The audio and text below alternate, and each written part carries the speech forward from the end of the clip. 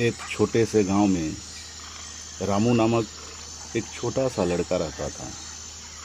रामू बहुत ही नेक तथा हर दिल अजीज था।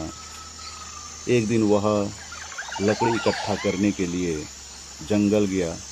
लकड़ी चुनते चुनते दोपहर हो गया। रामू थक गया, उसे भूख लगी। रामू अपने साथ घर से लाए भोजन को लेकर खाने के लिए जंगल पर पड़े एक चट्टान पर बैठा। तभी एक छद्मवेशी ब्राह्मण अचानक प्रकट हुए। ब्राह्मण के कदमों की आहट सुनकर रामू उनकी तरफ देखा। देखकर उसे लगा कि ब्राह्मण भी भूखे हैं।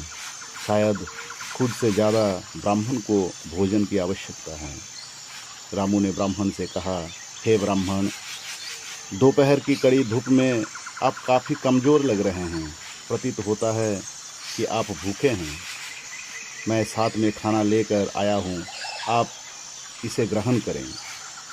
ब्राह्मण रामू की बात सुनकर काफ़ी प्रसन्न हुए। उन्होंने कहा, मुझे भूख नहीं है, परंतु आपने एक अनजान व्यक्ति के लिए जो आदर का भाव प्रकट किए, इससे मैं बहुत प्रसन्न हूँ। आप मेरे साथ चलिए, मैं आपको आपके आचरण के लिए पुरस्कृत करना चाहता हूँ।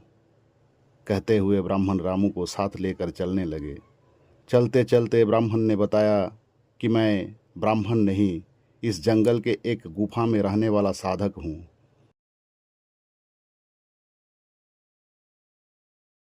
मैं छद्मवेश में तुम्हारे पास पहुँचा था। ब्राह्मण रामू को लेकर अपने गुफा में पहुँचा। मंत्र पाठ करते हुए एक दंड निकाला तथा इस दंड रामू को देते हुए कहा, यह जादू दंड है। इस दंड से आप जो चाहोगे वो पाओगे, पर याद रखना, इस दंड का प्रयोग सिर्फ जन कल्याण में होना चाहिए। इसे आप लेकर जाइए। इतना कहकर वह साधक वहाँ से चले गए। रामू भी दंड लेकर घर वापस आया।